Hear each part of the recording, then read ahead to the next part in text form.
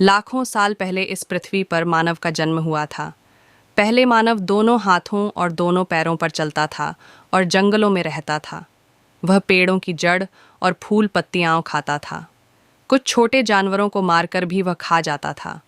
धीरे धीरे यह वानर जैसा मानव विकास करता गया और वह अपने शरीर को संतुलित कर दो पैरों पर चलने लगा।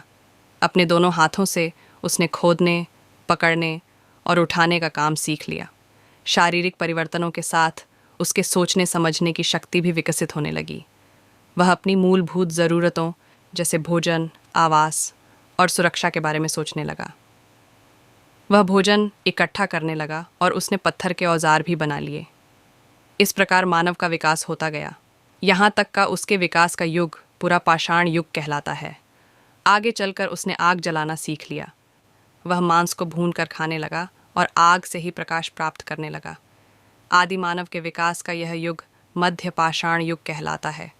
धीरे धीरे आदि मानव ने पशुपालन और कृषि करना सीख लिया। इससे उसका भोजन के लिए भटकना बंद हो गया। उसने पहिए की खोज की और वह निरंतर प्रगति करता गया।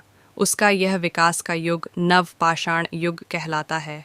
यही मानव का क्रमिक विकास है। आदिमानव पत्थरों, लकड़ी तथा जानवरों की हड्डियों और सींगों से हथियार बनाता था। पत्थरों के हथियार अधिकतर चकमक पत्थरों से बनाए जाते थे। इन हथियारों में पत्थरों से बने हथौड़े, कुल्हाड़ियाँ तथा वसूले प्रमुख थे। आरंभ में हथियार को बिना मूठ तथा हत्थे के ही काम में लाया जाता था। बाद में लकड़ी के हत्थों में बांधकर इनका प्रयोग किया जाने लगा। आगे चलकर जब मनुष्य ने धातु की खोज कर ली तो वह धातु के हथियार बनाना भी सीख गया। आदि मानव पत्थरों के औजारों का उपयोग जानवरों का शिकार करने, मांस काटने, लकड़ी काटने, कंदमूल खोदने आदि के लिए करता था। अनुमान है कि दो चकमक पत्थरों के आपस में टकराने से आग की चिंगारियां निकलीं, जिससे पास ही पड़ी हुई पत्तियां जलने लगीं। इससे आदिमानव आग जलाना सीख गया। इस प्रकार आग की खोज संयोग से हुई। आदिमानव ने जब चकमक पत्थर की सहायता से आग जलाना सीख लिया तो वह रात के समय गुफा में आग जलाकर जंगली जानवरों से अपनी रक्षा करने लगा। उसने उजाला करना सीख लिया। आग में वह मांस भूनकर खाने लगा। इस प्रकार आग से उसे अनेक लाभ हुए। नवपाषाण युग से पहले आदिमानव भोजन की तलाश में यहाँ वहाँ घूमता रहता था। नवपाषाण काल में उसने पशुपालन और खेती करने के प्रारंभिक तरीकों की खोज कर ली थी। इसी कारण आदिमानव का भोजन की तलाश में यहाँ वहाँ घूमना कम हो गया था।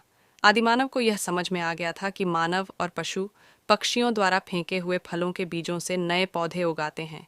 यही खेती करने की कला उसकी एक महत्वपूर्ण खोज थी।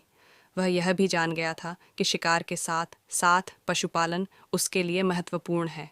वह अनेक पशुओं को पालने लगा था और उनसे काम भी लेने लगा था। शिकार करने में कुत्ते, खेती करने में बैल, दूध प्राप्त करने के लिए गाय, भैंस, बकरी, मांस प्राप्त करने के लिए बकरा, सवारी के लिए बैल, भैंसा, ऊंट, घोड़े का वह उपयोग करना सीख गया था।